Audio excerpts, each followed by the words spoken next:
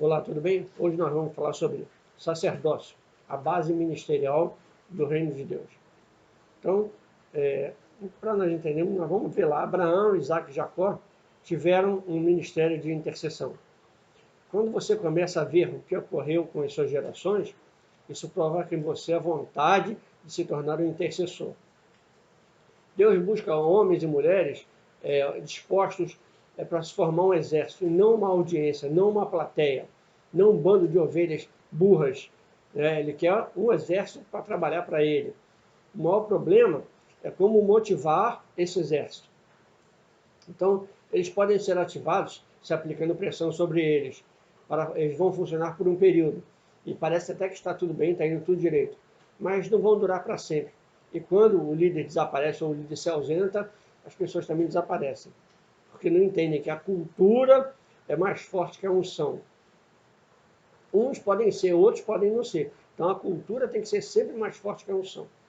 Então a motivação só é válida quando a fonte é espiritual. A verdadeira motivação é produto de você ter uma revelação pessoal dos caminhos do eterno. A cultura é mais forte que a unção. O povo no deserto via unção, milagres, e levantaram um bezerro de ouro com o dinheiro que Deus havia dado para eles. A cultura diz que é normal o que é normal para você. Muda-se a cultura ensinando novos valores. Quando se aprende sobre esses valores, se aprende os caminhos do eterno. Então, muda-se o comportamento. E quando muda o comportamento, muda o estilo de vida e muda a cultura. E muda a sua forma de pensar. A unção tem seu lugar. Mas toda a geração que Moisés liderou e libertou com unção, morreu no deserto. Então a unção que Moisés tinha, que tentou passar para eles, não adiantou de nada, porque toda aquela geração morreu no deserto. Há uma palavra muito profunda no livro de Salmos, que diz que Moisés conheceu os caminhos de Deus, mas o povo só conheceu as obras. Então, se você conhecer as obras, não é o suficiente, você tem que conhecer os caminhos e viver as obras.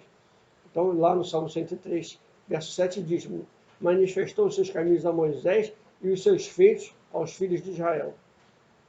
Então, a maneira de manter os obreiros motivados é conhecer os caminhos do Eterno pessoalmente, ter intimidade, ter comunicação, ter contato com Ele. E ao conhecer os caminhos do Eterno, muda-se a cultura. Algo poderoso acontece. E a cultura e a unção vão andar juntas no mesmo caminho. E com a cultura e a unção andando juntas no mesmo caminho, você se torna imbatível. Então, mas quais são os caminhos de Deus? Vamos entender sobre os caminhos de Deus acerca da intercessão. Deus é um Deus de sequência. Você não pode agir fora da sequência. Tudo que ele faz é sequencial. Tudo tem um processo. Primeiro a erva, depois o grão e depois o milho. Se não conhece o processo, não terá produto. Para conhecer o caminho, você precisa conhecer o processo divino. Ao observar o agir do Eterno no Antigo Testamento, vemos que eram sequenciais.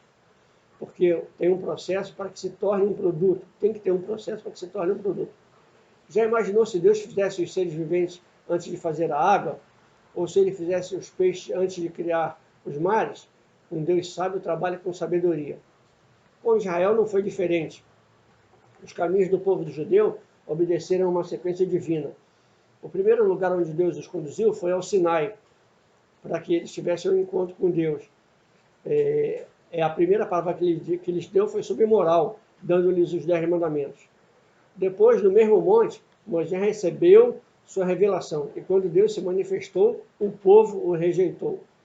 Eles disseram a Moisés: não queremos que Deus fale diretamente conosco, mas sim uma palavra indireta, fale através de você. Então, esse é o espaço onde os intercessores moram, ou seja, entre Deus e o povo.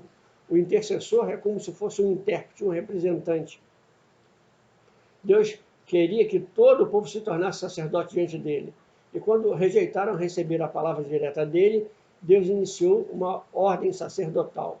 Essa não era a vontade do Eterno na terra, pois em Apocalipse 1,6 diz que todos deveríamos ser reis e sacerdotes. Está lá dizendo assim: ele nos constituiu reino, sacerdotes para o seu Deus e Pai, e a ele a glória e o domínio pelos séculos dos séculos. Amém. Então a intercessão é só um ramo, um produto, um fruto de um verdadeiro sacerdote. Lembre-se que tudo que Deus faz em sequência.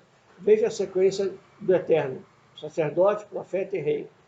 Achego-me a ele como sacerdote, escuto profeticamente de Deus e exerço minha autoridade como rei no âmbito secular e cotidiano. É necessário tornar a maior quantidade de pessoas em sacerdotes. Senão seremos somente religiosos e teremos um grupo de estará sempre dizendo e pedindo: ore por mim, preciso de um milagre, que alguém me toque. Então há alguém superior a isto, que alguém toque, e melhor que o Deus do homem. Eu não quero uma palavra indireta, não quero uma palavra indireta. Queira relacionar-se com o Eterno, não queira intermediários. O relacionamento é só para filhos.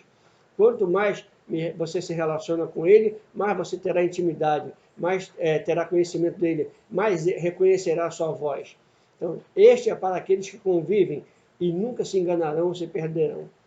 Nós vamos ver lá em João 20, que Maria está se lamentando, porque não achava o corpo do Senhor, e aí ela se encontra com um jardineiro, e pergunta: onde está o meu Senhor? E ele diz: Maria, e ele conhece o teu nome. E de repente ela conhece a sua voz. E veio a luz e diz: Mestre, és tu, não tinha te reconhecido, mas quando falaste, conheço a tua voz.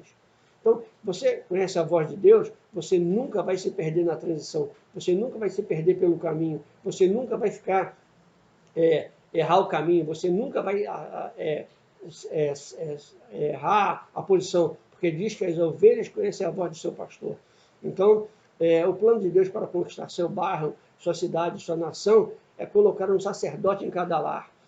Precisamos de um sacerdote em cada empresa, um sacerdote em cada ofício político, um sacerdote em cada lugar do governo, um sacerdote que fale aonde ele for mandado, aonde ele for enviado, independente do lugar, ele seja um sacerdote. Se é no trabalho, se é em casa, se é onde for, você seja um sacerdote, você possa falar de Deus a tempo e fora de tempo. É isso que ele quer fazer na minha vida e na tua. Mas para isso você tem que aprender a ouvir a voz dele. E tem uma história que diz que juntaram-se vários pastores de ovelhas no mesmo lugar, e na hora de ir embora, as ovelhas tudo misturadas, o primeiro pastor gritou: vamos! E as ovelhas saíram todas. E o segundo pastor gritou: vamos! E saíram todos. E o terceiro pastor gritou: vamos! E as ovelhas saíram todas. E um cara que estava parado observando chamou um desses pastores e falou assim: vocês estavam todos juntos, todos misturados, as ovelhas todas misturadas, e quando foram saindo um de cada vez, deram uma ordem, e as ovelhas foram saindo, cada uma seguindo o seu pastor. Como é que isso pode? E aquele pastor falou assim: é simples, as ovelhas conhecem a voz do seu pastor.